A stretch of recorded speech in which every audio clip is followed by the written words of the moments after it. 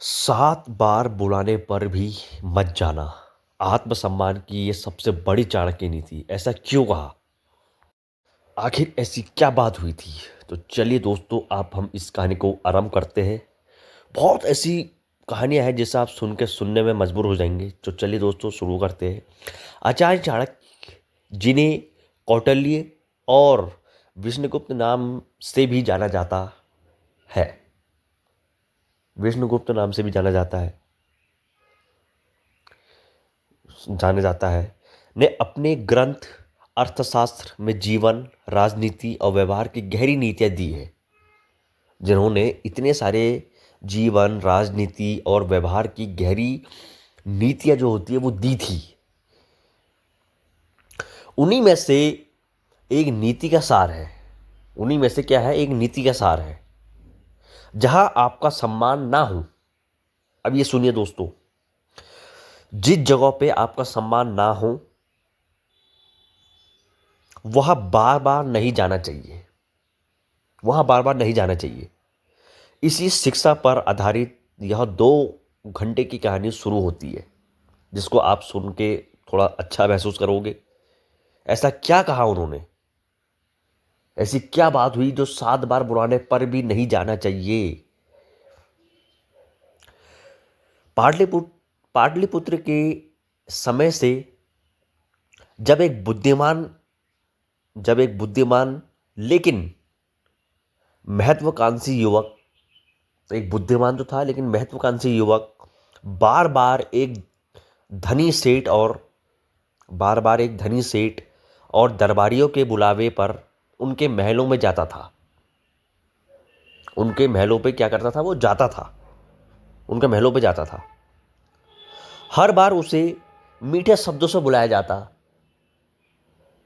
क्योंकि लोगों को जब काम निकालना होता तो वो मीठी बातें करते, तो उससे मीठे शब्दों से बुलाया जाता। पर सभा से उसका अपमान किया जाता। पर सभा में उसका अपमान, जब सब सभा होती थी तो उसका अपमान किया जाता। उसकी बात काटी जाती। जब वो कोई चीज़ बोलता था तो उस बीच में उसको चुप रहने को कहा जाता, उसकी बात काटी जाती थी। और उसकी योग्यता पर प्रश्न उठाए जाते। जो उसकी योग्यता थी, जो वो कर सकता था, उस पर प्रश्न उठाए जाते थे। वहाँ के सैनिक उस पर प्रश्न उठाते थे। युवक सोचता था कि बार बार जाने से शायद, यानी बार बार जो मैं जाता हूँ, बार बार जाने से शायद एक दिन उसे सम्मान मिल जाएगा। एक दिन उसे सम्मान मिल जाएगा। पर हर निमंत्रण उसके आत्मसम्मान को थोड़ा और तोड़ देता। पर हर निमंत्रण उसके आत्मसम्मान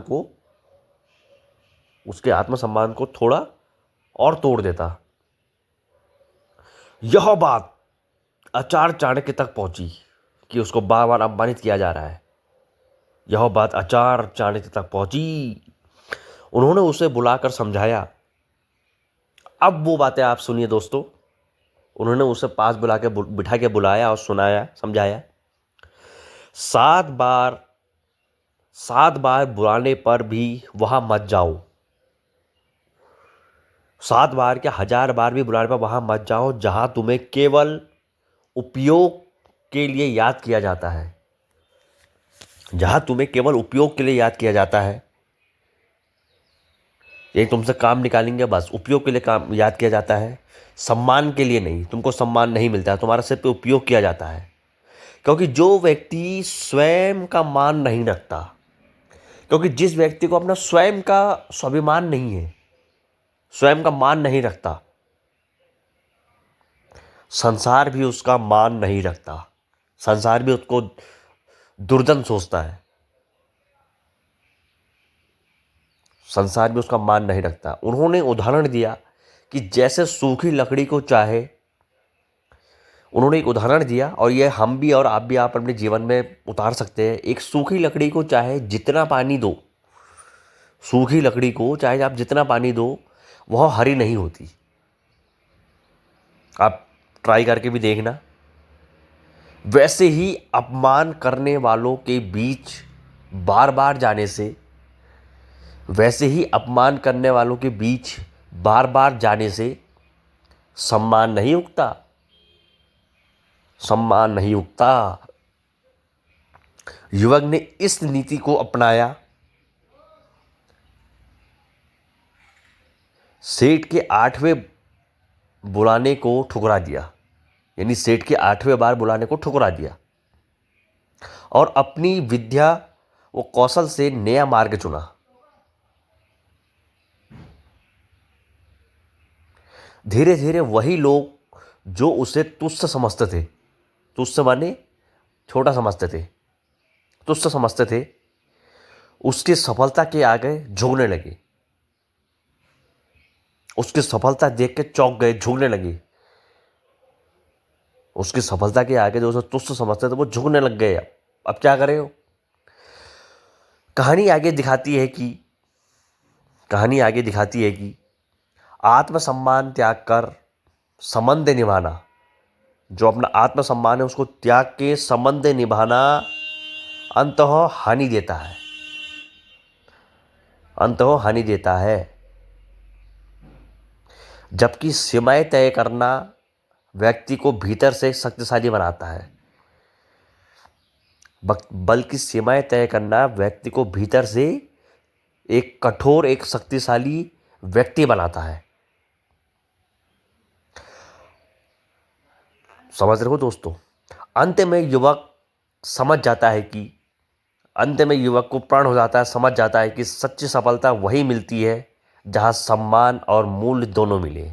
उस युवक को इतनी चीज़ें समझा दी थी आचार्य चाणक्य जी ने।